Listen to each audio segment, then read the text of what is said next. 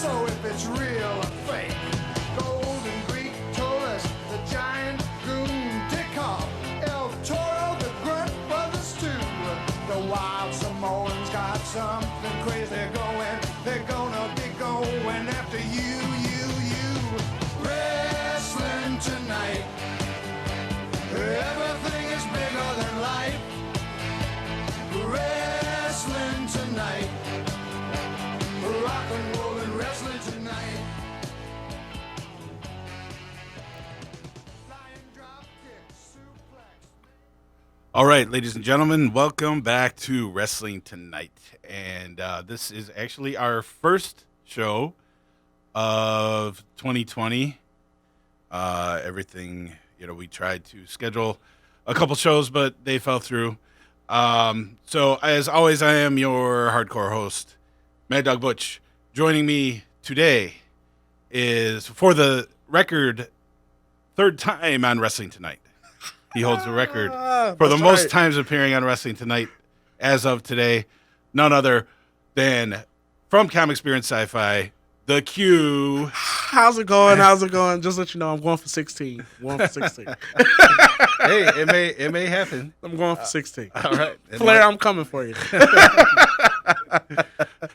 Well, if you do that, technically, you got to do about 24 or 20, Technically. 25. Yeah, Exactly. technically 24, 25. So, Right.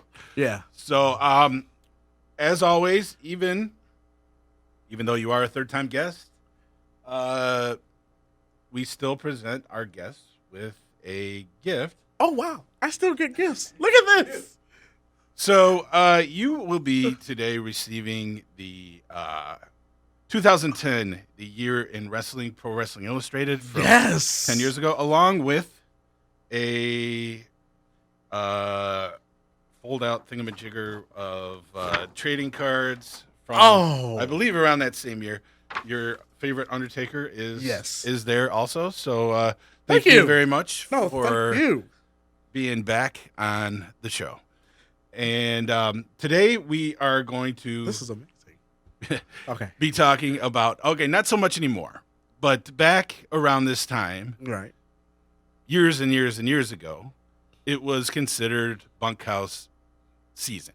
Right. The NWA, the way they would present it, they would have Bunkhouse Battle Royals. And basically what that meant was they'd have a series of Battle Royals, and you could bring anything to the ring, wear anything to the ring that you wanted. And then they would have a Bunkhouse Stampede final with the ones that supposedly won the most Battle Royals. Right. So they did, I think they only did it 3 times. The other ones were not on pay-per-view. Right. 1988 was on pay-per-view, so we're going to be discussing that. But also, I want to mention that keeping this tradition somewhat alive, this Sunday is the Michigan Wrestling Alliance, the MWO. They have a Bunkhouse Brawl annually as well. So there's going to be, I don't know, I think they've announced over 25 people in their match, and that is going to be at the Richfield Road Church. $5 at the door.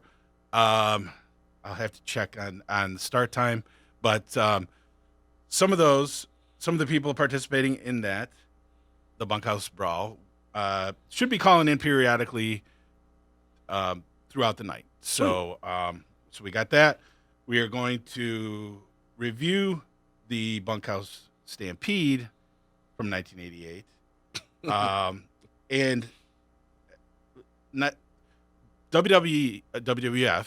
Even back in 1987, I want to say, tried their hand at a Bunkhouse Brawl. At the time, I had, it was just I don't know if it was a Bunkhouse, I don't know if they just called it a Bunkhouse match or a Bunkhouse Battle Royal or whatever. But I do remember that I had a subscription to the WWF magazine at the time. So every once in a while, most of it was just the same stuff you'd see on TV. But every once in a while, you would see something like this. And the thing that stuck out was Leapin' Lanny Poffo was wearing a full suit of armor in it, because you could wear whatever you wanted. Right. So there is a clip of it out there, and I am going to play that right now. So here you go.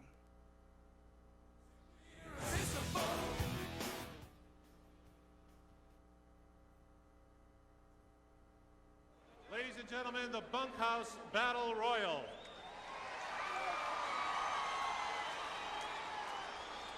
The wrestlers may wear anything they want into the ring as they are thrown over the top rope and hit the ground. They will be eliminated.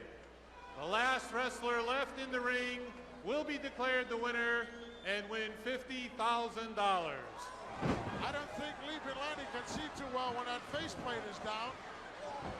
No, that might prove to be not such an advantage for him after all. Uh-oh, look at this. Morocco going to work on Hillbilly Jim, and he gets saved by Haku. Nobody seems to want to take on Bundy. That is until now. Hillbilly Jim spotted him hiding in the corner there. Uh-oh, and the anvil is out of it. Anvil gone. The first to go. That's a surprise. There That's an goes upset. Mr. Fuji. Fuji gone as well. He doesn't like that. That leaves four men. The Corporal, Doherty. The Corporal's gone. Big Blackjack Mulligan, King Kong Bundy, and Doherty are the last three remaining. And they're both ganging up on Mulligan. The Duke of Dorchester still left in there with King Kong Bundy, and he's giving directions now to the Duke. He's saying, you go up to the top. Oh, look at that. He's sucking him from behind. Bundy's got rid of Doherty. That was really a treacherous act there by Bundy, Boy, did he sucker him. which just leaves the two biggest men left. Bundy, of course, Look and at the Blackjack Duke. Mulligan. He's coming back in. He's got a steel chair. Oh, look at that. He gave a shot to Bundy. Bundy's angry. Look at Bundy. Blackjack's got his boot. Oh, right in the side of the head. And look out. There goes Bundy. And the winner, Blackjack Mulligan. And the Duke goes out once more. Mulligan making sure that everybody knows he's the winner. Bunkhouse Battle Royal. And there's your winner. And the winner of the Bunkhouse Battle Royal, Blackjack Mulligan. All right. So, like I said, as far as I know, that was the only one that WWF ever produced. That actually led to a small feud. Most of this took place on Primetime Wrestling between King Kong Bundy and the Duke of Dorchester, Pete Doherty, who was pretty much a jobber, but he was very popular at the Boston Garden. He wrestled as a masked guy named the Golden Terror for years before that. Still kind of a jobber, but so later on they did have. I don't know how many matches they had, but I know they did have one on Primetime Wrestling with Bundy and Pete Doherty, and Pete Doherty actually beat Bundy by DQ.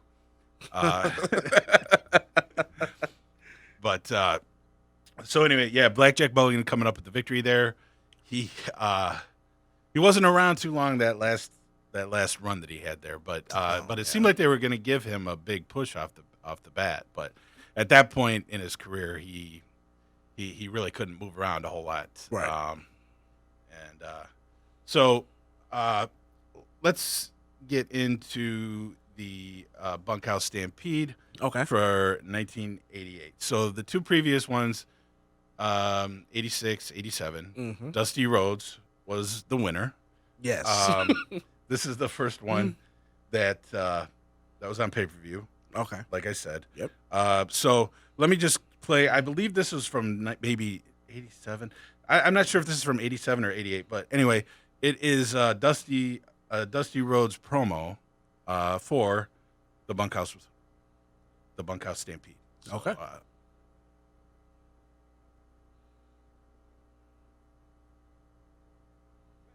money of the Bunkhouse Stampede. Being the baddest of the bad. Being the bull of the woods, if you will. 25, 30 men stampeded into one little bit of ring, you understand? With one thing in mind, to hurt somebody, to kick somebody's booty, to twist their arm off, and put their ankles up in the chin. And many mornings I got up dwelling on the fact of being the two-time winner of the Bunkhouse Stampede. How am I going to do it this year? When last year I had to feel around, see if my nose was still on my face. Look up in the morning and see if my ears were still on my head.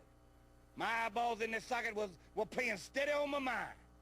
Because I knew Dusty Rhodes has to be the Bunkhouse Stampede champion for the third time. If you will, for your hockey fans, it's a hat trick. You understand? It's a hat trick. And Dusty Rhodes now comes at you with this in mind. Anywhere, any place that on the marquee you see the National Wrestling Alliance presents the Bunkhouse Stampede. If you want to just feel a little bit of how bad it is to be the baddest, to be the bull of the woods, then and only then, buy your ticket, walk in and sit down and watch Dusty Rhodes become the bull of the woods. So, I'm sorry. no, I'm doing the same thing. It just lets you know that. Dusty. I'm sorry. No, okay. Dusty Rhodes was great. Obviously. Yeah. Okay, so at this time he's still the booker Yes. in NWA. Right. As Greg Gagne would put it later in a shoot interview, Dusty books Dusty. Yes. And it was very evident around this time. I think Dusty was actually probably thinking of maybe hanging it up around this time, and I think he was trying to go out on a high note. Yeah. Because there was some booking decisions that didn't make a whole lot of sense. Yeah. Well, they even mentioned that in the pay-per-view. Because apparently he came in as a wild card, and he wasn't really supposed to be in the finals. And they were saying that he was thinking about hanging it up, and Yeah. he pulled it off one more time. Dusty Rhodes. So Yeah, because it wasn't. It had to be not too long before this. I think it was Starrcade of that year. I could be wrong, but he ended up beating Lex Luger for the U.S. title, which kind of didn't make a whole lot of sense at the time. But then later they turned Luger into a babyface because at the part, they turned Luger babyface during the Bunkhouse Stampede. I'm about to say, yeah, because he came out, he had a huge pop. Yeah, leading up to '88. And what happened there was, I think it came down to him and J.J. Dillon. J.J. Dillon was actually involved in the Bunkhouse Stampede. So it came down to Luger and Dillon. Dillon was saying they were going to split the money or whatever. I think he was telling Luger to like jump over so he could actually win. Right. And so Luger does the double cross, tosses JJ out. Right. Instantaneous babyface. Of course. Back in the day. Yeah. So, but going back to Dusty beating Luger for the U.S. title, right after that, he did cut a promo saying that it was time to lay this old body down and blah, blah, blah, blah, blah. Well, at some point he changed his mind. Of course. Apparently, yeah. Right. So I don't remember ever watching excuse me. I don't remember ever watching this whole pay-per-view. Okay. Until this time. What I do remember though were people being very upset about it because whatever pay-per-views cost back then, I don't remember, but this was a very short one.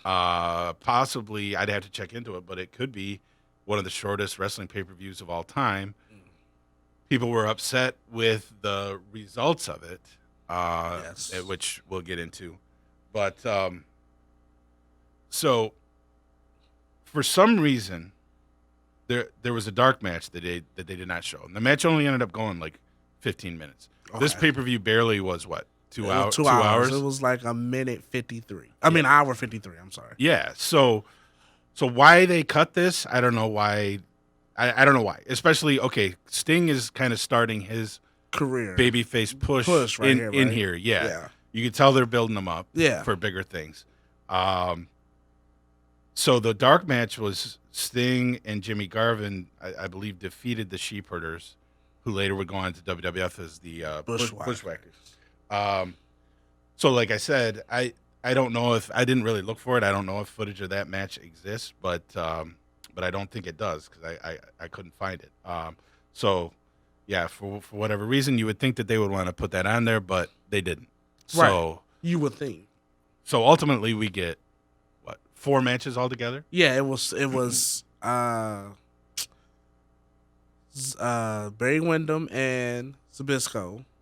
It was Nikola Koloff, Nikita Koloff, Bobby Eaton for the U.S. Bobby title. Eaton for the U.S. title. The What was it? The Heritage title. Yeah, the Western States Heritage That's title, title. which wasn't around very long. Right. But that was the Barry Windham match. Yeah. And then Ric Flair and Road Warrior Hawk for the world title. And then the Bunkhouse Stampede finals, which took place inside a steel cage. Okay, so which I thought was weird, but yeah. Okay, we'll get to that. But the okay, so this took place almost right around this time, 22 years ago. Right. I'm sorry, 32 years ago. I wish it was only 22 years. We wish. It took place from the Nassau Coliseum in New York, and that's another thing. That's really not NWA territory. And then the whole thing, the whole thing about this. But anyway, it took place January 24th, 1988. The whole thing about this was, it was supposed to be kind of like the Southern wrestling deal.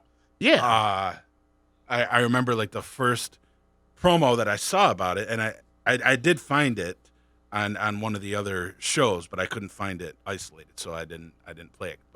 But Nelson Royal, who was like an old school wrestler, who had kind of a cowboy gimmick, they had him sitting around a campfire explaining how the bunkhouse matches even came to be in existence.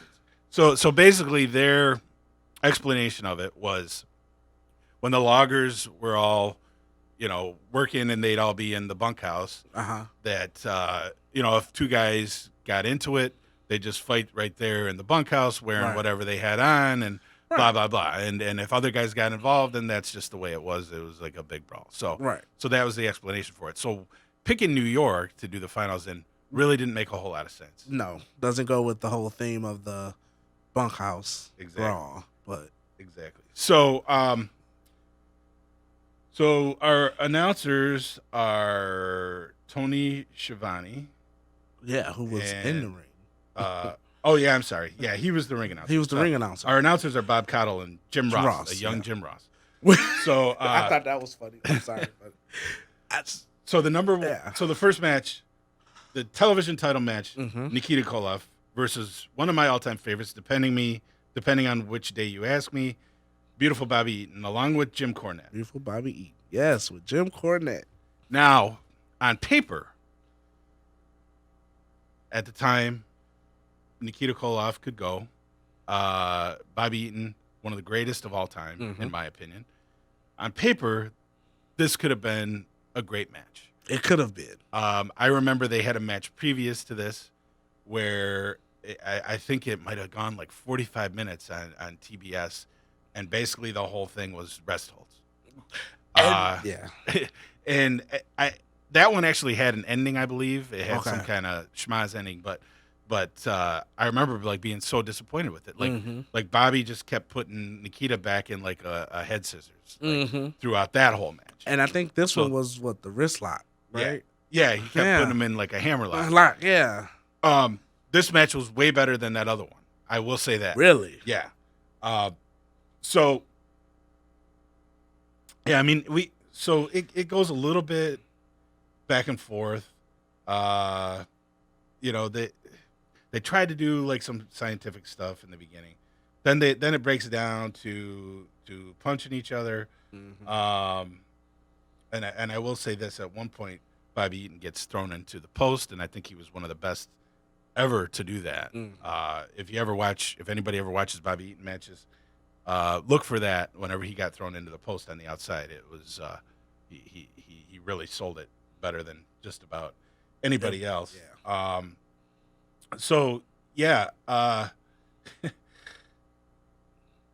Like you said, most of the match consisted of Bobby Eaton continuing to put Nikita back into the hammerlock. Yeah. Um, Which even if you remember, Jim Ross was like, I'm not too sure about this strategy.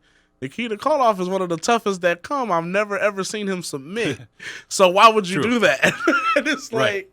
and I just was sitting there and 88. So if you've seen the show before, you know I'm an attitude era kid. yes. I'm the Monday Night Wars guy. Right. So I told you this. It was actually really good to see just basic old school wrestling. Yeah. You know, and but by me growing up in the spot era where big spots ruled the day, you know, but even when you had your technical matches, when you had your Chris Benoit's versus your Jericho's, and it wasn't really spot heavy, Right. to me, still, this match was just poorly. I think it was just poorly done. I think it could have been so, like you said, so much better between those two, because those are two. They're Hall of Famers, right? Well, not in the WWE Hall of Fame. I don't think either of them are in the WWE Hall of Fame. But I think they're in the Wrestling Hall of Fame. Right? Yeah, they're in different wrestling Hall of Fames, Fame, of course. I could see the Midnight Express eventually getting into the WWE Hall of Fame eventually, possibly, because the Rock and Roll Express. I mean, those two teams are so synonymous with each other. You really couldn't have one without the other. The feud was going all the way up until a couple of years ago, until a couple of them retired. But yeah, just and I can't say that it's, you know, sometimes you just get guys that don't click. I'm not even saying that about this. I think maybe what they were going for, as far as like storytelling in the ring, was Eaton trying to take out, because Nikita Koloff's finisher was the Russian sickle, which is basically a clothesline. Yeah. So I think storyline wise, or match wise, psychology wise, he was trying to take that away from him. He was trying to take his main weapon away from him, and I think that's what they were trying to do. I don't remember if the announcers had put that part over or not. I don't think so. But looking back, that's probably what it was. But I think it was just executed poorly, and I think the finish they ran out of time. They did, and I think the finish was. I would have. So the after plot of the match was the Midnight Express attacking Nikita Koloff. I would have rather had that been the finish. You know what I mean? Than the time running out. Right. So I think at the time, Dusty really loved Bobby Eaton specifically, but I think he really liked both of the Midnight Express guys. So right around this era too. Well, I think it was right after Dusty won the U.S. title. The Midnight Express, he started giving those guys, which you know were obviously mainly tag team wrestlers all the time. Right. He started giving those guys singles shots at the U.S. title. So there's another like side feud. It's great if you can find it out there. It might be on the network. I don't know, but I think it all took place on NWA's Worldwide Wrestling, which was their syndicated show. Right. Better than their TBS show. A lot of times you'd see a lot of different stuff that you didn't normally see. So Bobby and Dusty, Bobby Eaton and Dusty actually had like a 3-match feud on there, where I don't know, the first one kind of ended. I don't know. It was like a DQ. I know what it was. I think Dusty ended up pinning Cornette or something. So then Eaton got another shot at it, and it was like, I think Eaton won by DQ or count out or something. So then they actually had a blow off in a cage match. Right. And then Dusty kind of kicked his ass, and that was it for that. Right. But I think what they were doing was still trying to give Bobby singles match credibility here. Right. I think that's what this was about. So like you said, it goes to a 20-minute draw. And again, you could have had a different result. Like you said, you could have made the match go 10 minutes, have a lot more action, have it end with the Midnights attacking Nikita, and then putting that dark match that we mentioned previously onto the pay-per-view. Exactly. But, so there's definitely some questionable booking decisions on here. So, yeah, I think that's what it was. It didn't... Okay, it's been a while since I watched this because we were planning on doing this show at least a month ago. Okay. So I wrote down botched sickle ? Yeah. What happened? I don't even remember. If I remember, I don't even remember him going for it because my whole thought process during the match was, why does he keep going for this hammerlock? You know? Yeah. And so, like I said, by me being a child of the 90s, I know who Nikita Koloff was. Yeah. It's just you've never really seen him. I've never really seen a lot of his matches. Okay. So, but like you said, now that I know his finisher was pretty much the coastline, that makes sense. I mean, I could pretty much give you Nikita Koloff's whole move set. Yeah. Like, I think he had about 5 moves. Like, Yeah. I think later on, he did turn babyface. Well, he was babyface here, but I'm about to say, yeah, he was. But he would throw a drop kick every once in a while. He basically did like a flying shoulder block, He did that a couple of times. elbow. You know, but Simple. most of his stuff. He was a powerhouse. He was a Yeah. power guy. Yeah, body slam, suplex. Yeah. That's about it. Yeah. So, You know what? They did play it up. I think he tried to do a suplex on Eaton, and because of his arm, he couldn't get it all the way up. And they said something about Okay. Eaton working on the arm, so he couldn't pick him up all the way. He couldn't get it, and something was taken. His strength was taken away because of the. So they did mention it, Okay. but they didn't go into detail. And I think, like you said, I was gonna make this point. It's funny because, like you said, it was a young Jim Ross, and you listen to JR now, and he's like the greatest thing, Yeah. to wrestling.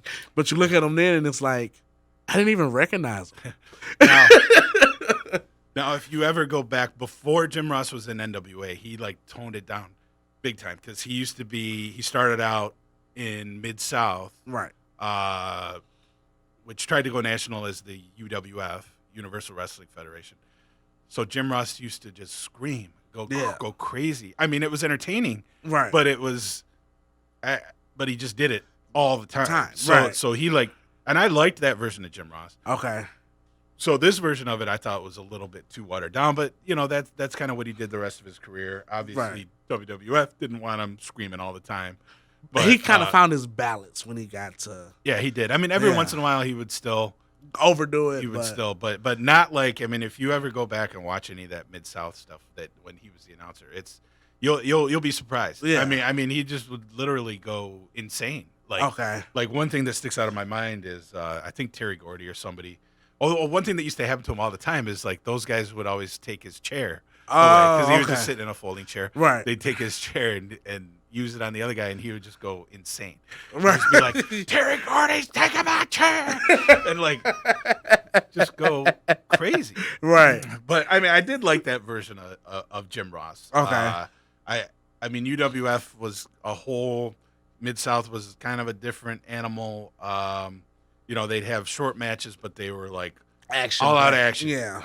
And then they'd set up feuds. You'd forget about something that happened, and then like 3 months later, something would happen. You'd be like, oh, okay, well that's why they set that up 3 months ago. Right. A lot of stuff that's lost nowadays. Right. Because they think that the wrestling fans' attention span is way too short, and maybe it is now. Yeah. Well, that's a whole nother conversation. Yeah. Okay, so that one goes to a 20-minute time limit draw. Right. That takes us to match number 2, and you mentioned it at the beginning. The Western States Heritage Championship. Which is a mouthful. Yeah. So again, obviously this is right on the belt. They had like the southern, southwestern states right on the belt. So again, you would think that they would want to do this pay-per-view somewhere in that area, somewhere more down south than in New York. And I'm not saying that the New York fans didn't get into it. I mean, they were into it's not it, like but they it were just sitting wasn't- on their hands the whole time. They were into Right. it. They were into it, but like you said, it probably would have been a better showing with your normal crowd down south area. So Yeah. So so this belt, I want to say Barry Windham. I don't know if they actually had a tournament for it. Mm-hmm. I think they claimed they had a one-night tournament for it, but I think it might be like the Rio de Janeiro Intercontinental. Okay. WWF thing that Pat Patterson supposedly won. That was like a Phantom tournament that never really happened. Just so they could put the title on. But him. I don't know. I'd have to go back and look. But either way, Barry Windham, I believe, was the first champion. Held it for a little while. So that brings us to match number 2. Larry Zbyszko with Baby Doll versus Barry Windham, the champion. And I do have to say that I was never a Baby Doll fan as a kid. I mean, as far as looks go, as a young kid. But she looked very good in this match. Yeah. So I don't know what was going on. I don't remember her ever being that thin. Okay. Not that has anything to do with it, but yeah, she looked totally different than what I normally remember her as. Okay. And so you told me earlier that you didn't necessarily remember Larry Zbyszko, right? Even though you were watching during the Monday Night Wars, and he was in WCW at the time. I don't really. Maybe I glossed over him. It's one of those things where, like you said, you were looking for the guys, the Stings and the Flairs, and I just kind of maybe he just got lost in the shuffle. Yeah. Well, I mean, he was an announcer. Yeah. But then he would wrestle too. Right. And so New York, I will say this: New York was very familiar with him. Yeah. Because he was Bruno Sammartino's protege in WWF before this. Mm-hmm. Ended up turning on Bruno. They had like a huge blow-off cage match again. How they always did the blow-offs back then. But yeah. Well, that was the biggest match you could have. Yeah. So I put down. Sorry, but I don't know why I put some of these notes on here. Like I said, it's been a while since I took these. But okay, never mind. Okay. So I put down that Larry Zbyszko missed a drop kick. Yep. And then he goes for. So this must have been later on. He goes for a spin kick, but Barry caught it, turned it into an atomic drop. Okay, yep, I will say this too about Larry Zbyszko. One of the biggest knocks on him was stalling. Like he didn't do it here. I was glad to see that he didn't do it here. But like, so before he comes here, after he leaves WWF, he goes to AWA.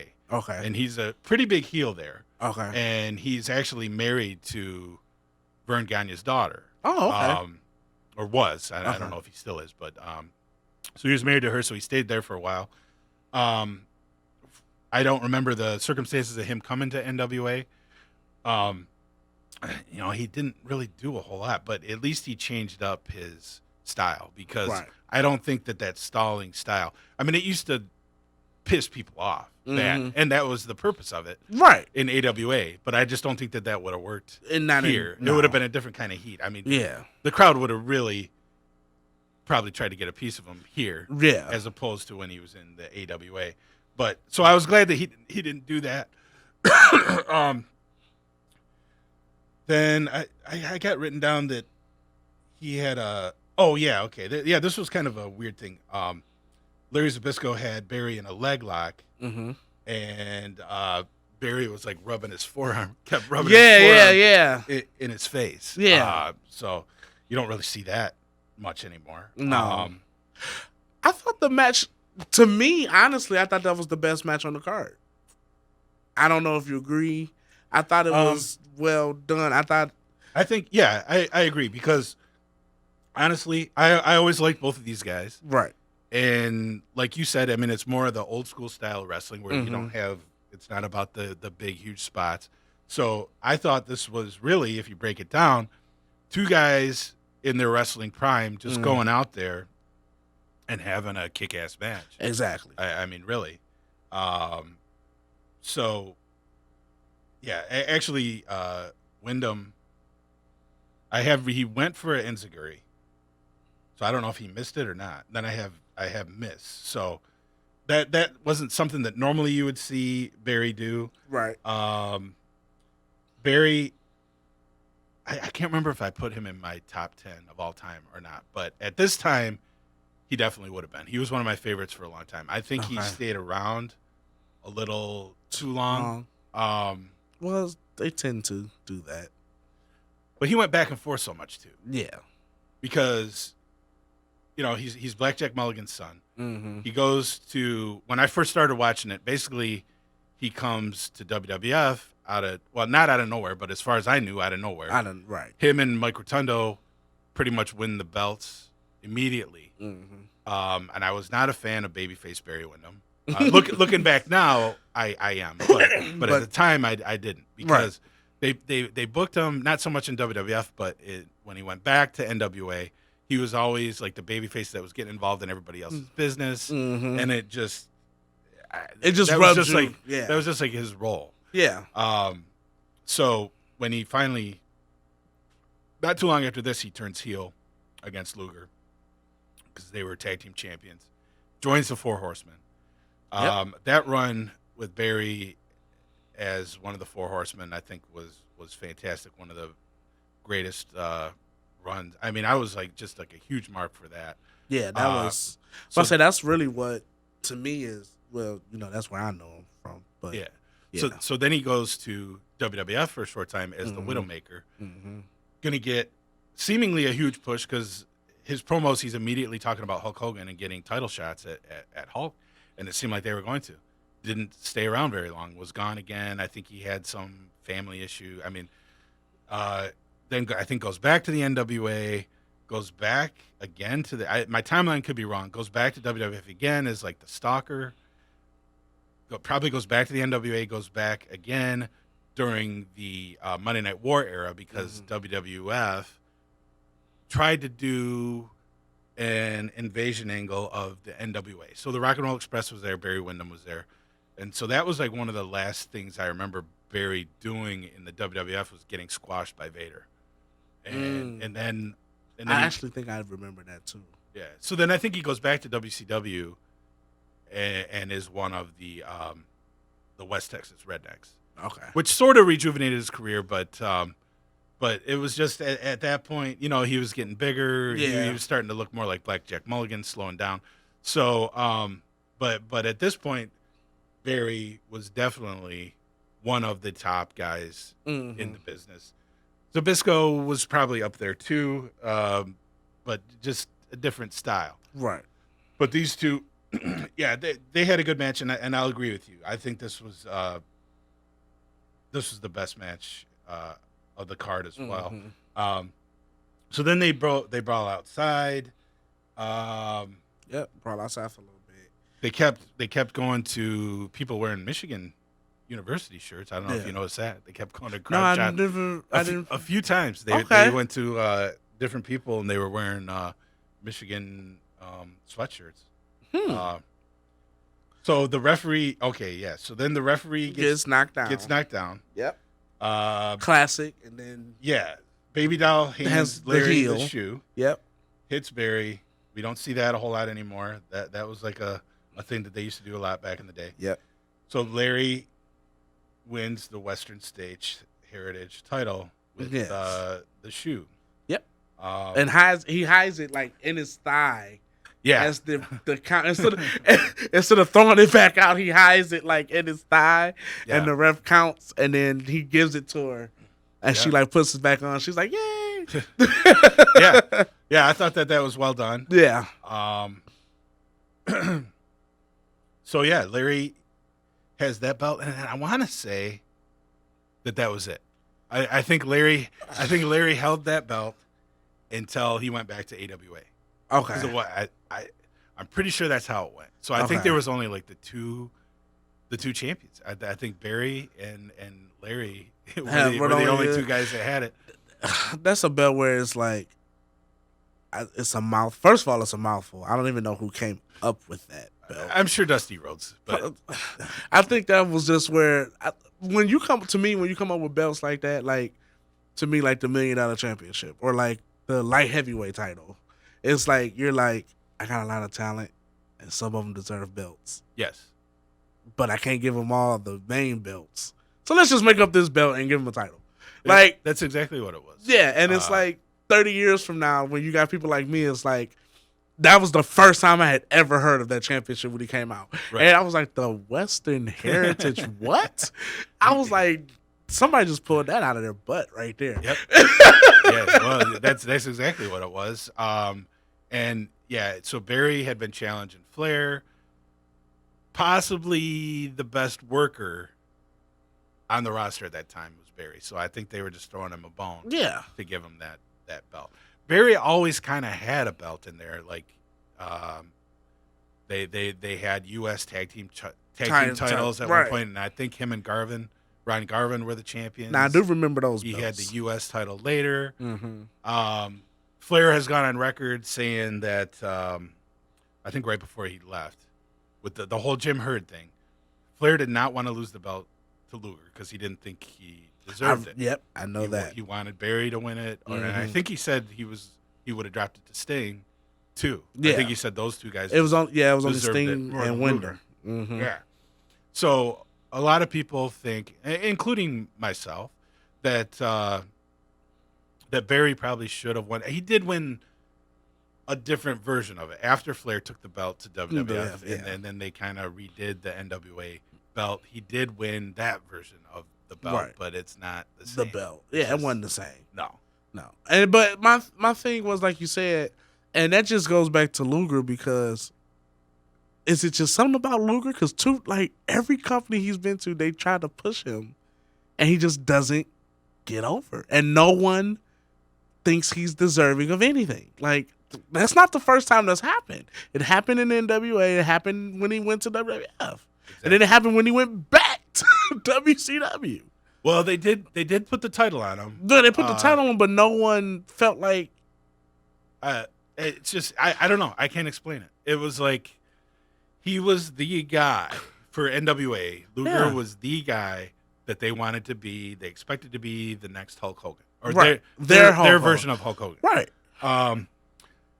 But you're exactly right. I don't know. And you've heard things about his attitude outside of the ring, that he just didn't care about wrestling at all. He just was in it for the money. Right. That could be part of it too. That could be. As far as Flair goes, that's probably what it was. Yeah. Because obviously Barry grew up in a wrestling family, knows a lot more about it. Is Sting newer to it still, but probably kept his mouth shut. Yeah. And wanted. Sting was a learner. Exactly. Yeah. And wanted to learn how things went. Yeah.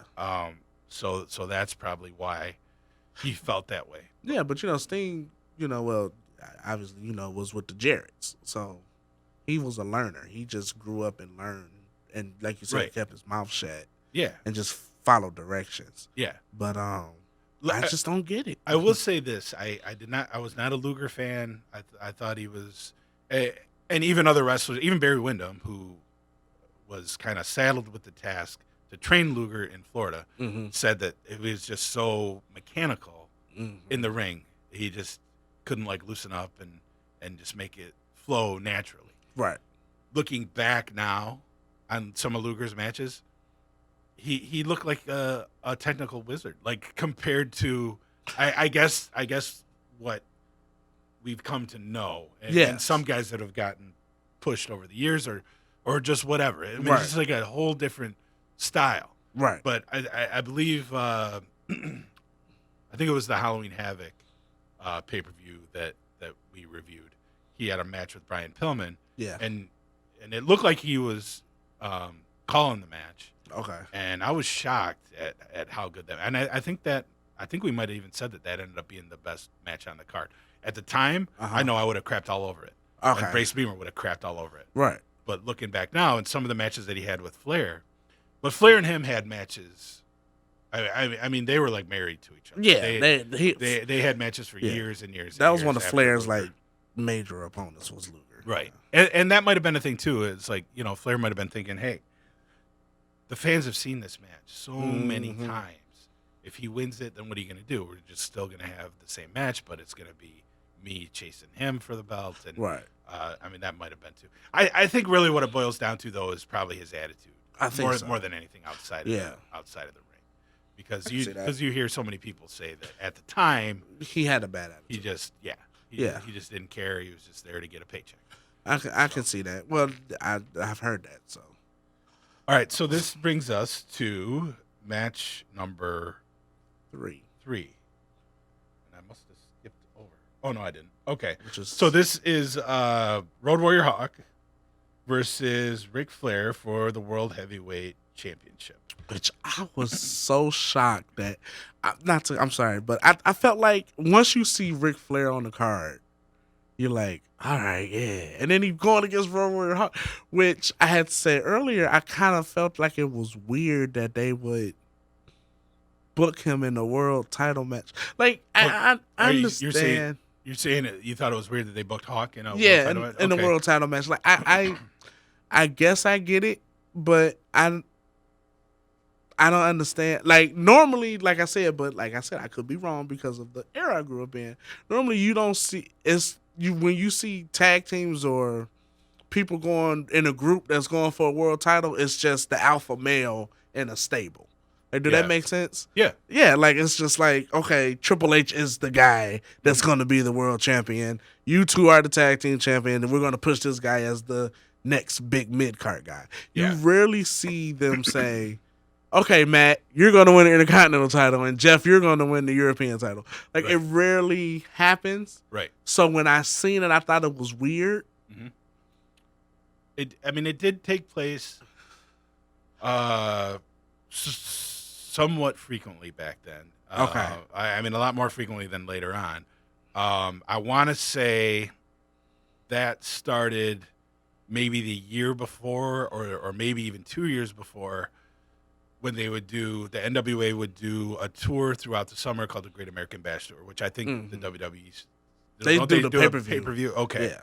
So this was like a tour all through summer. So Right. I think just to give every city like a different show, Okay. they because I specifically remember, and I think it was probably for Great American Bash, where they announced in the beginning of the tour that that Hawk is going to be getting shots at Flair. I think Animal might have got some shots at Flair too. So then they would have Hawk in a singles match on WTBS saying, against a jobber, but Right. saying, okay, this is the move that I'm going to beat Flair with. And I remember it was like he would like get him in like a neck breaker position, and then he would just like kind of hang him up over his shoulder. Yeah. So I remember at one point that was like the big deal. Like Hawk was going to get these shots, and he was going to try to beat Flair with this move. So, and I think that they actually televised one of their matches from Great American Bash too, where I think it was the same thing where like Hawk got him in that, Yeah. and then it went to a time limit draw. Yeah. So the dusty booking, the crowd thinks that Hawk wins the world title, but he doesn't. Of course, he doesn't. Yeah. Yeah. So it did happen. Hawk, I would say probably, taking nothing against Animal, but Hawk was probably, out of the two, he was the one that could have better singles matches. Yes, he was.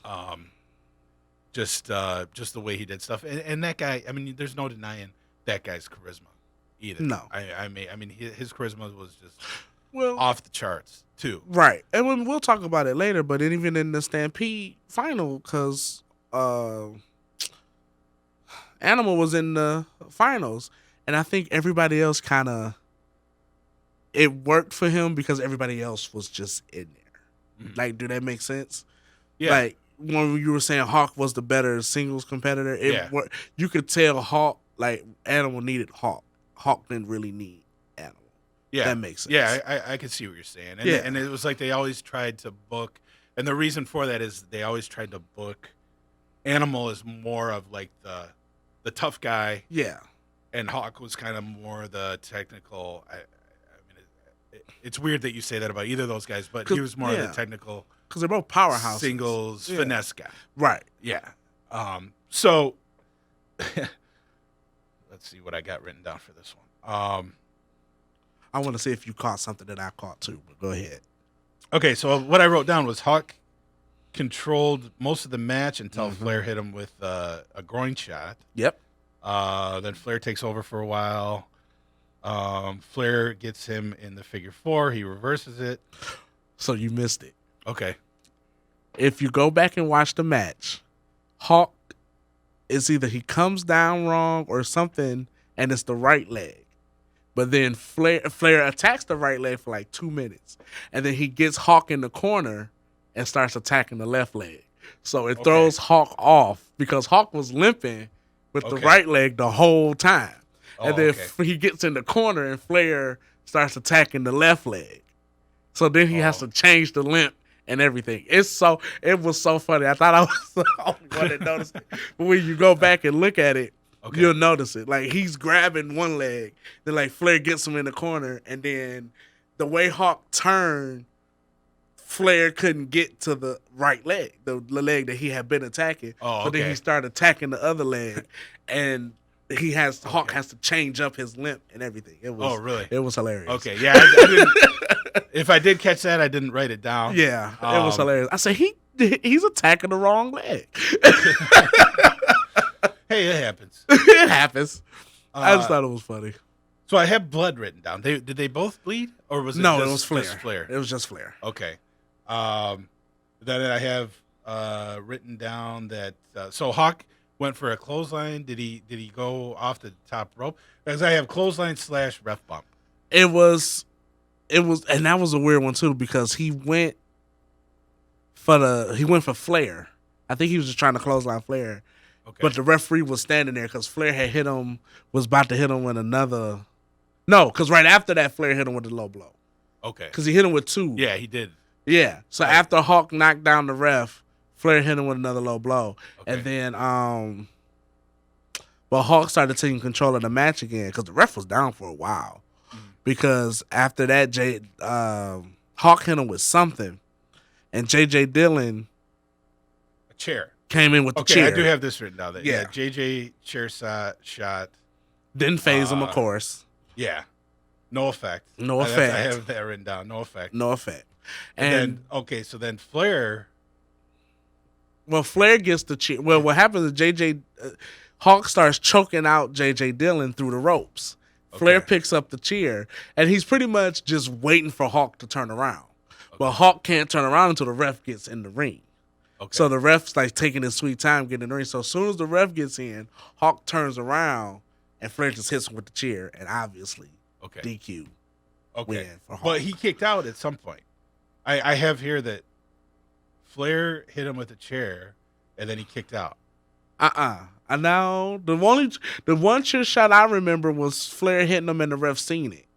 Okay. All right. I do remember Hawk kicking out. That was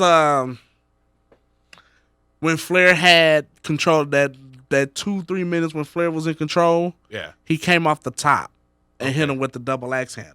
Okay. And I think he hit him with a suplex after that, and Hawk kicked out. And that's when Hawk took back control over the match. Okay. Yeah, like I said, I took these notes over a month ago and watched it over a month ago, so I don't necessarily remember. But yeah, so then we get the DQ because of the chair. Right. Now, you being a big Ric Flair fan, what did you think of this match? I mean, it's almost. Well, I mean, I can't really say that because.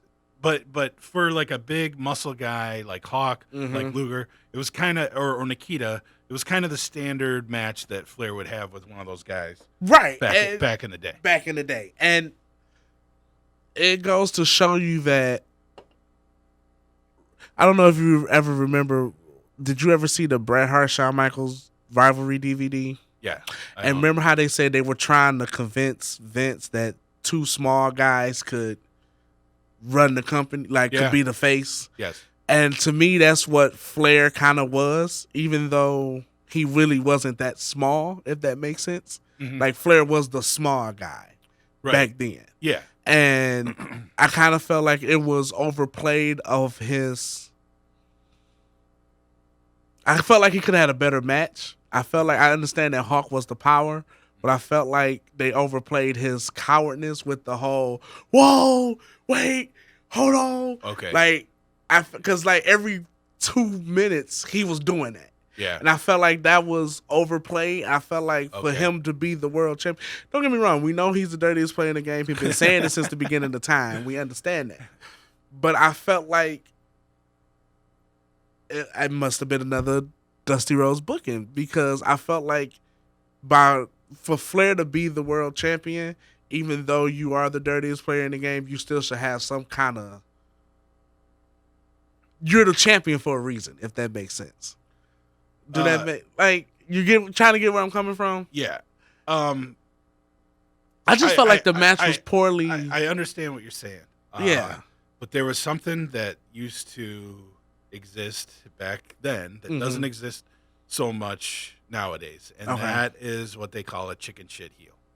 So not that Flair would be a chicken shit heel, but there was just a little bit of that creeping in there. Yeah. Because of that. Right. Because Hawk is the big power muscle guy.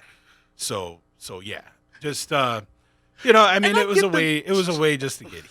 Yeah, I get that, and I understand that. Like you said, the chicken shit heel.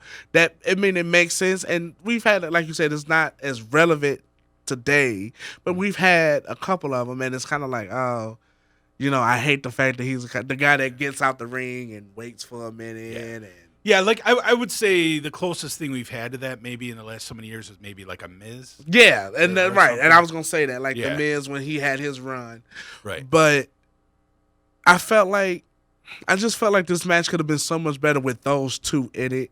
I felt like Flair played down to Hawk instead of having Hawk raise his level to Flair. Okay. If that makes sense. Now, what era? So you missed like that era because you weren't born yet, right? So what era did you become a Ric Flair fan? Was it when he was in WCW, or was it after he had gone back to WWE? It was because I was a WWF guy for the Monday Night Wars. I looked at WCW. I liked WCW, but I felt like WCW just didn't. Even at that age, I felt like they just didn't do things that didn't make sense. Okay. Like, you could tell that the NWO, like, once everybody started joining the NWO, it got ridiculous. Yes. That was stupid. Right. But you knew that there was something going on to where everybody started joining the NWO. Because even when it was just Hogan, Nash, and Hall, they were too powerful. Like, did that make sense? They were just beating everybody down, and then come out 30 years later that everybody joined because they didn't want to get beat up anymore. Right. Yeah, so it's like you knew that going in. Even when I was little, I knew, why is everybody joining the NWO? Right. Like, this is stupid. Right. But I was a Flair fan then. I was a Flair fan when they had that feud when he brought the Horsemen back to go against the NWO. Yeah. But then they cut the feud short. Like that was a feud that could have went on for like 2 or 3, 4 months. Yeah. But they didn't do it that way. You know what I'm saying? Yeah. But when he came back to WWE as the owner, even though, like I said, I was a Flair fan, but his second run, I thought he was utilized a lot better as the older Flair. Okay. I kind of felt that way. All right. That's just me, but that's just, again, the era I grew up in. Yeah. Yeah, I was just curious because you never got to see the real Flair. Yeah. Flair's heyday. Yeah. And why people regard him as the GOAT. Yeah. Yeah. Because, I mean, he could make, and this was a thing, and now when you, like, watch or listen to shoot interviews with people that were, like, kind of behind the scenes, people would get highly upset. Dusty would get highly upset with Flair for guys that they used as enhancement talent. He would let those guys throw him around the ring for like 10 minutes before he'd pin him, sometimes on WTBS. Yeah. I'm talking about guys like George South that was, pretty much a jobber. Yeah. And Mike Jackson that was used in that same role. But, I mean, those guys were accomplished guys, but they never used them in that role. And then Flair would go in there. And make them look good. Yeah. And so they would always, the announcers would always kind of put that over as, okay, this is his big shot. This is his one shot. Right. So, he's throwing everything at Flair that he can. Right. And then it turns out that Flair really wasn't supposed to do that, and people were getting pissed off. He'd get pissed off at Dusty, so he'd go out and do that or whatever.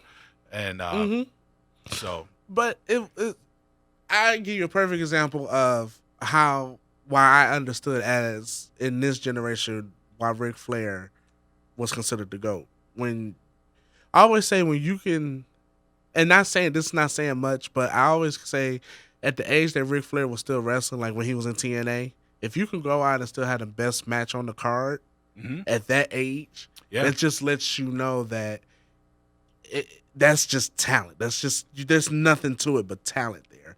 Yeah. And I remember as was an episode of Impact, him and Mick Foley went out and had the best match and this is when TNA's best matches was coming from Angelina Love and Madison Rayne and them. Okay. And they had the best match on the card. Okay. For Impact. And it was a hardcore match too. Yeah. So it was some spots, but it wasn't Mick Foley and Ric Flair spotty.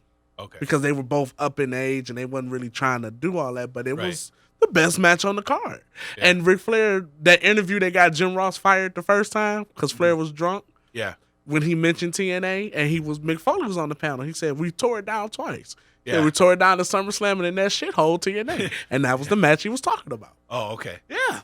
Now there was one pay-per-view. Did you go to the TNA pay-per-view that was at the Palace of No, Opera? I missed that.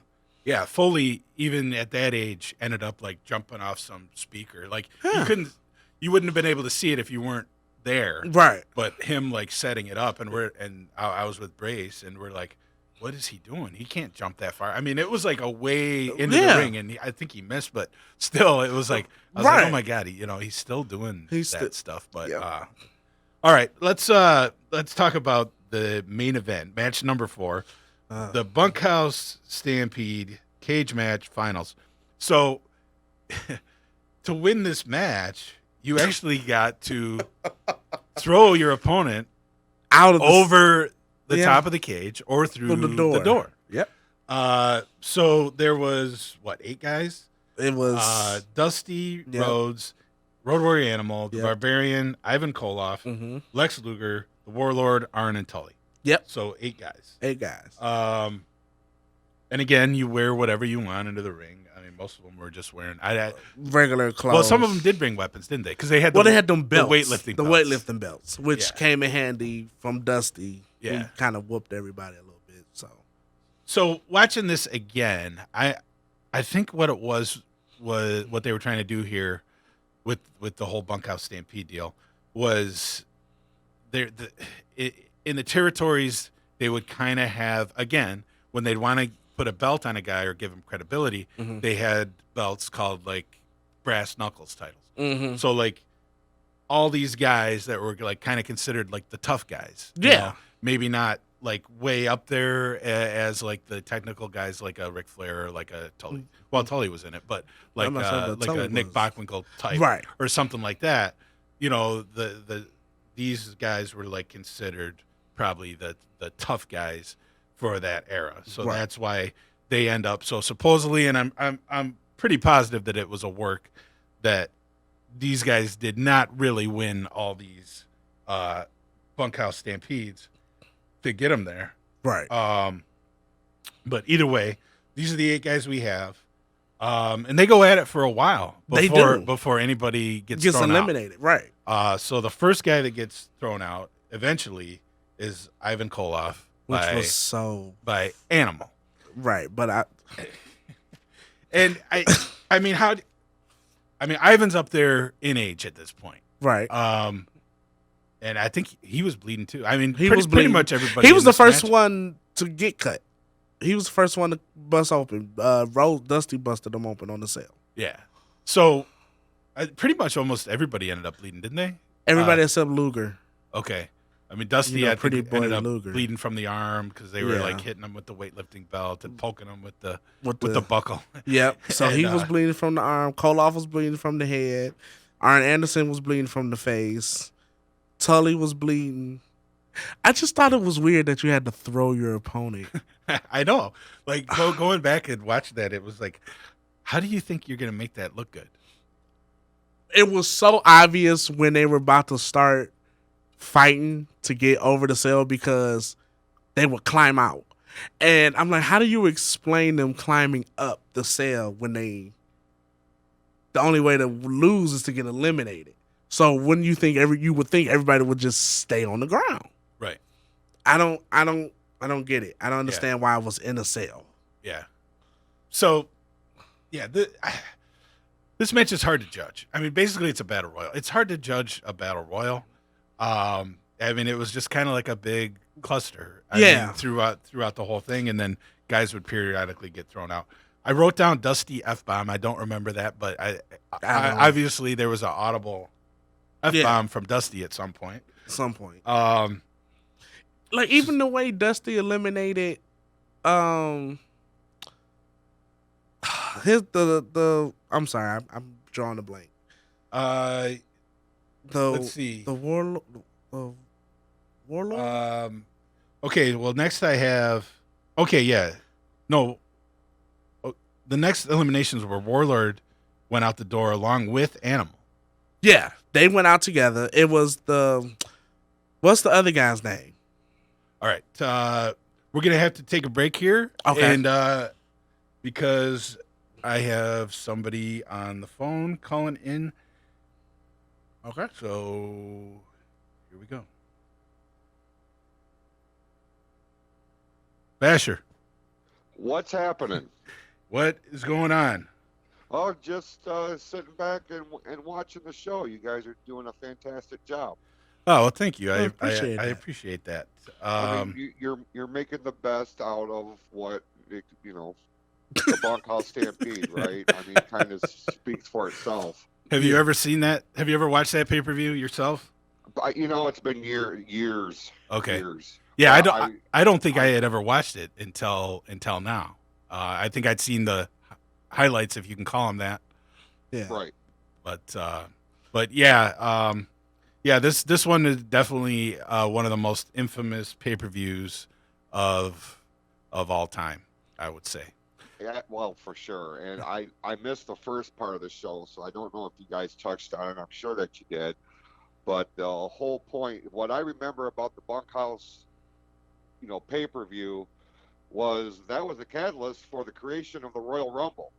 Yes. And so, I was a WWF guy. I watched the NWA, but, had it not been for the Bunkhouse Stampede, there would maybe not have been a Royal Rumble. Yeah. So if you didn't catch the beginning, you probably did not catch the part where I mentioned that WWF actually tried their hand at a Bunkhouse Battle Royal themselves. As far as I know, they only had one. They might have had more. And I played a clip of it. We played a clip of it in the beginning. Blackjack Mulligan won the one that they showed on Primetime Wrestling. Okay. But everybody, it was like the same deal where everybody could wear whatever they wanted in the ring. Most notably, somebody else was wearing a full football uniform, and I don't remember who that was. But most notably, Lanny Poffo had a whole suit of armor. You know what? That he I wore at the remember that because they covered it in the WWF magazine. Yeah, Mhm. that's what I mentioned too. Because I had a subscription to that, and I was telling Q that a lot of times, for the most part, the WWF magazine would cover what was going on TV, but every once in a while they'd throw something like that out there. Yeah. So but there is a clip of it out there, at least, that I played. I don't know if the whole match is out there anywhere, but anyway, let's talk about the Michigan Wrestling Organization Bunkhouse Brawl coming up. What number Bunkhouse Brawl is this? Oh, geez. What year is it? Well, it started in 2002 for us. Okay. Now the format, of the Bunkhouse Brawl match has changed over the years. We've since, probably in the last 10 years, have adopted the more Royal Rumble type of format. You start Yes. with two guys, every 2 minutes another one comes out. Right. And it, like the Royal Rumble, the Bunkhouse Brawl, kicks off our WrestleRama season. And it has become one of our more popular shows. And this Sunday, the Richfield Road Church in Flint is going to host this thing again. We've got 25 guys on tap for the Bunkhouse Brawl match. Nice. We have 3 title matches on the undercard. And it's going to be a good show, man. I did mention in the beginning, but I did not remember what's the bell time? The show will start at 3 p.m. Okay. All right. Now what is your role? Are you going to be and in a singles match, or are you going to be in the Bunkhouse Brawl itself, or are you even going to be on the show? Well, Mad Dog, you've been around me long enough to know that I never show all of my cards. Right. Being the CEO of the Michigan Wrestling Organization, I can pretty much do whatever the hell it is I want to do. Exactly. Pretty much. I will tell you, I will be at the Richfield Road Church. There is a particular superstar I have my eyes on. Stemming from all the controversy at Christmas Clash, and that would be Ex-Convict. Ex-Convict has he has been announced as one of the superstars who will be in the Bunkhouse Brawl match. So I'm certainly going to have my eyes on that particular individual. Okay. And now, as far as history goes, how many Bunkhouse Brawls have you won in the past? 3. Okay. Are you now? Have you won the most out of anybody over the years, or Yes. Okay. Yep. There's only been a couple guys that have won multiples. Okay.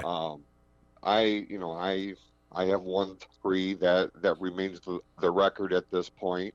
All right. Nobody really close to tying that record at this point, but I mean, you never know what's going to happen in the MWO, Mad Dog. You know that as well as anybody, from the Slam and Saturday night shows that we do there at ONTV to, Yes. our shows at the Richfield Road Church and then WrestleRama. You never know what's going to happen. Right. And now this, speaking of WrestleRama, this is normally kind of the first step going towards WrestleRama. What happens here Sunday kind of sets the tone for WrestleRama. Is that correct? Yeah, yep, absolutely. Much like the Rumble, it's the WWE's show. The winner of the Bunkhouse Brawl will earn a shot at the MWO Championship in the main event of WrestleRama 26. We are very close to making the announcement as to when and where WrestleRama will be held at this year. Okay. And my office is working hard to finalize a deal, and hopefully by Sunday we will be able to make that announcement. All right, that sounds great. So, anybody, sounds like there's a lot of things to look forward to. If you've never been to a Bunkhouse Brawl, I can't see anybody being disappointed with one of those. No, certainly not. Non-stop action for an hour. You know what I mean? Exactly. Guys coming in, guys being eliminated. It's every man for himself, but that doesn't mean that you won't see some odd pairings, odd partnerships, and because you get a guy like a Blackwell. My God, 400 pounds. Oh yeah, 6'5". It's going to take more than one average guy to throw his big ass over the top rope. Yeah, exactly.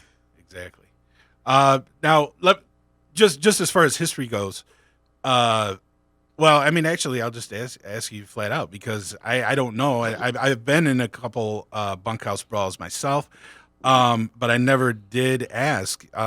Is it legal in the Bunkhouse Brawl to bring any weapons into it at this point? We don't really incorporate that kind of thing because, okay, you take a guy like John Campbell, the creature feature. We all know he's a little bit off his rocker. Yeah, exactly. There's no telling what he could put in Frankenbucket. We don't. True. We're not looking That's to. True. He almost blinded me at one point here on ONTV. Right. Wow. Yeah. So, weapons don't really come into play with us. We want this to be as level of a playing field. It's essentially is to give every wrestler on our roster an opportunity at the heavyweight championship of our promotion. Yes. And that's what the MWO is all about. It's about opportunity, and what they do with that opportunity is up to them. Now, that's not to say that in the past the Marauder hasn't had a chain or True.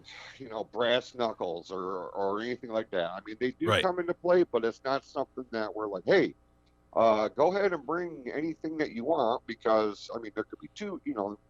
These guys are pretty creative. They're pretty scary. There's no telling what they would bring. Yeah.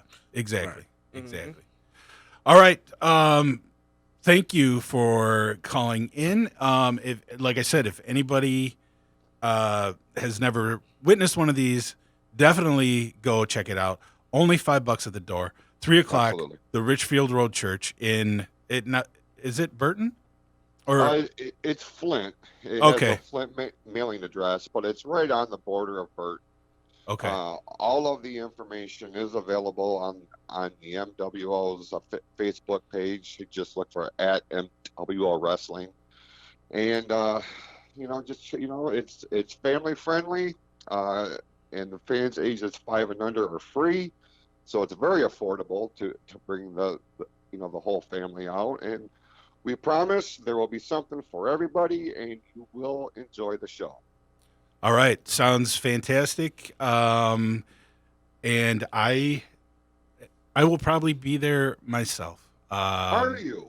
I think I will. Well. It's been a little while, so I think I will make the trek up there myself. Trying Well, to have one maybe more then- last go at the belt, Mad Dog? Well, I mean, my days are pretty much behind me, but let's just say if I did throw my hat in there and somehow I did happen to win it. I've been in battle royals many times, so I do kind of know what to do in there. That would immediately springboard me. Like, say I get a title shot, win, lose, or draw. That would immediately springboard me into the annals of Michigan wrestling history, I would say. Well, So, but look, if you're planning on being a part of this thing, I may have to bust out the boots. I may have to get involved in this thing. Wait a minute. Now, you've already won 3. That means you're going to win. Odds are you're probably going to win 4. Is that fair? All is fair in love and war, Q. We know this. I'm just going to be a spectator. What are you doing Sunday, pal? How about you get involved in this thing? Well, I don't want to get out there and let this rookie come in the ring and toss a few superstars out. But, I'm not going to talk too much more crap before I have a boot in my face. So, well, okay, we do have a little bit of unfinished business, so we'll see. I'm not going to commit 100% yet, but I will be there as well. Whether it be I just get a front row seat or not, we will see. All right, man. Looking forward to to hanging out with you. we all know what happens when wrestlers buy tickets, right? Well, we'll see. Like I said, it's I'm no spring chicken anymore. But all right, thanks for calling in, Basher, and I definitely look forward to the Bunkhouse Brawl on Sunday. Sounds good, brother. We'll see you then. All right, take it easy. Yep, you too. Bye. Bye. All right, let's just wrap this up really quick. Okay. So then Luger, Arn, Tully and Tully are kind of fighting each other. They all go out. What you seen coming from a mile away. Yeah, exactly. Let's just wrap this up very Okay. fast because I got another call coming in too. Okay. Well, actually, I'm just gonna go ahead and answer it. Miss Laura Phoenix, What is going on, you how two? are you? How are you? Oh, I'm sitting here at home patiently, it's kind of weird. For the first time in a while, I've actually had a chance to kick back in and be able to watch this, and Okay. I got to hear Jason the Basher class called and he said 25 guys. Well, guess again. Make it 24.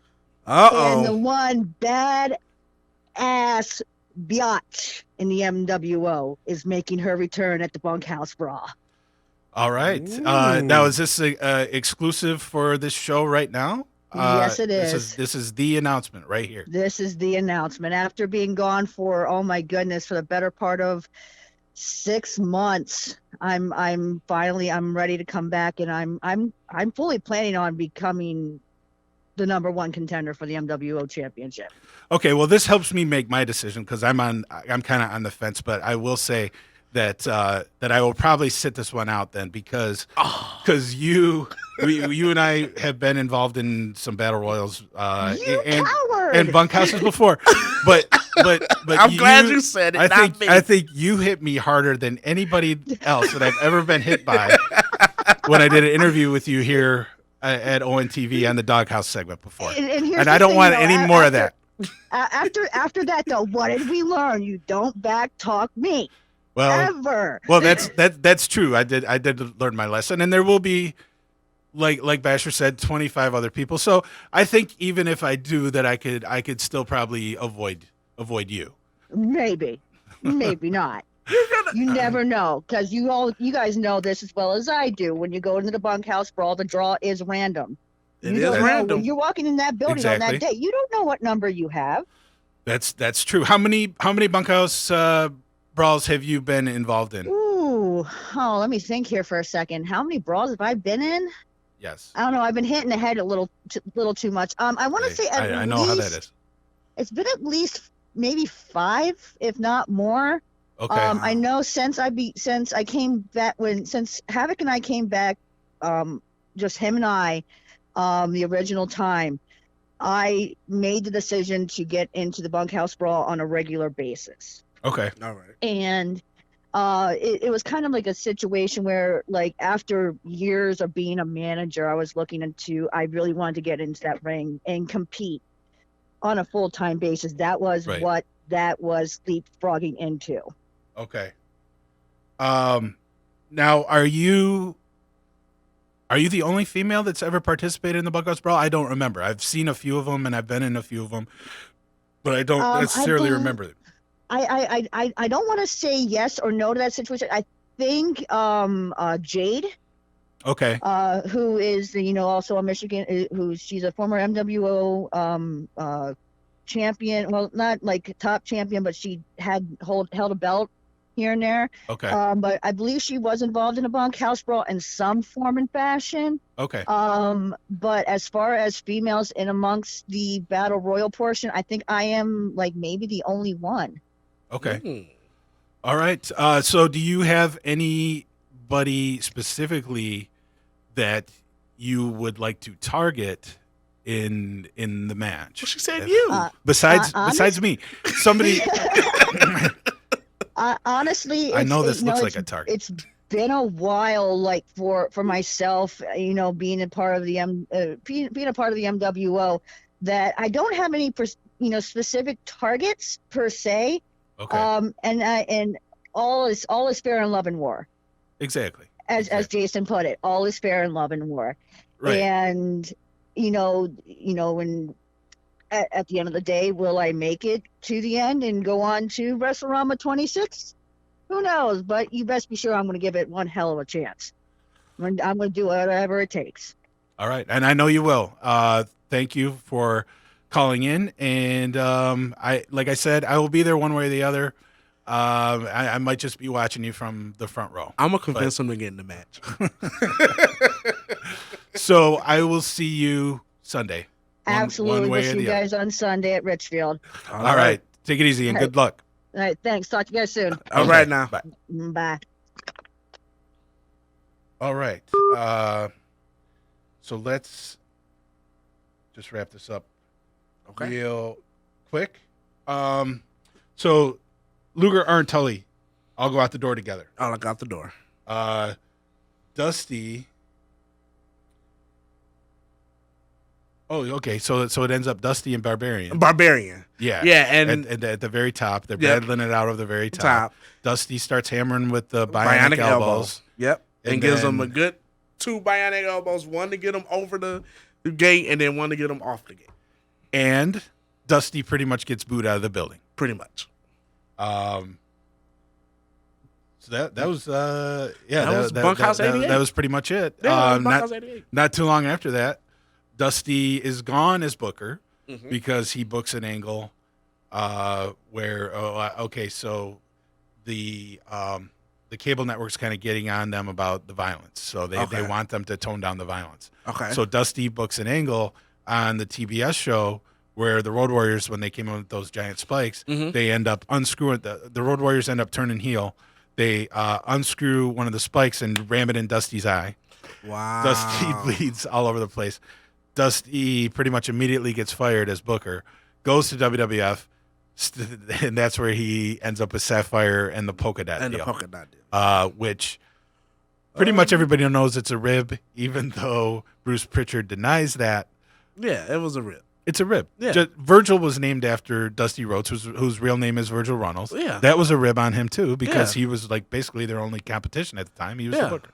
So, yeah, there's no denying that was a rib. Dusty, to his credit, though, got the polka dot thing over. He made it over. Yeah. Yeah, he made it what it was. Yeah, well, he's Dusty Rhodes, so. Right. So so Dusty ends up being the Bunkhouse Brawl the Bunkhouse Stampede champion 3 times in a row. And the only NWA. I was about to say, they did it 3 Bunkhouse times. champion. So overall, what would you rate the Bunkhouse Stampede final paper? Out of what, 10? 3,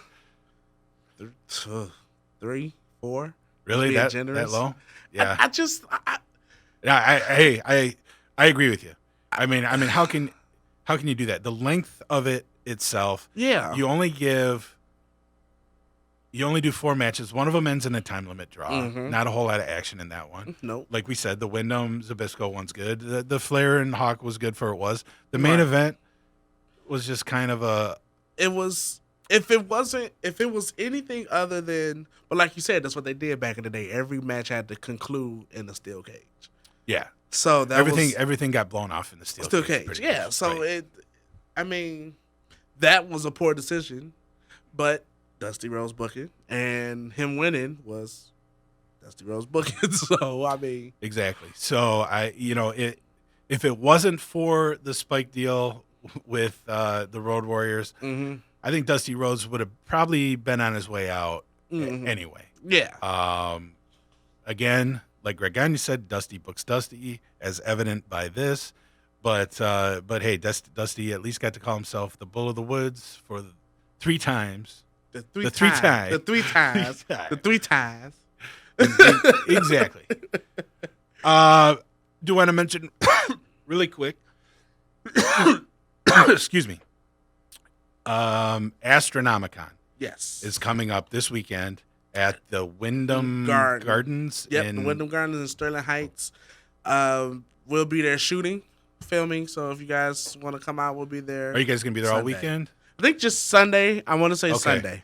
All right. But yeah, if you guys want to come on out, we'll be there. Chat it up with us. Talk about whatever you guys want to talk about. You know, we're very friendly. Now there's going to be some WWE wrestlers there. Yeah, I know the Boogeyman's going to be there. I want to say the Boogeyman's there all weekend, and I know Alexa Bliss is going to be there. I think she's just Saturday. And Lita's going to be there. I want to see Lita's there all weekend. This event is actually huge for wrestlers. Last year they had Goldust was there. I want to say the Godfather was there. Now is this put on by the Insane Clown Posse? Am I right? They have something to do with it, right? Yeah, they have something. They know the guys that put it on. Okay. Yeah, so I'm drawing a blank. It's been a long week. I apologize, but yeah, no problem. Yeah, they know the guys that put it on. Twisted or Twisted. Yeah, probably Twisted. Yeah, it's Twisted. Okay. All right. So if you don't go to the MWO Bunkhouse Brawl, or go to both. I think you could hit to the Astronomicon earlier and then head on up to the Richfield Road Church. Exactly. Check out the MWO Bunkhouse Brawl later on. Watch Mad Dog make his triumphant return to the ring. Well, we will see. Anyway, thank you so much on the very short notice that I gave you Thank you for for having being me. here. And again, for the third time. I'm coming and, for and you. I'm sure it won't 24. be the last time. Nope, I got 21 more times. Yeah, exactly. Thanks for Jason the Basher Klaus for calling in. Thank you, Laura Phoenix, for calling in. And we will see everybody next time. Thank you for tuning in to Wrestling 2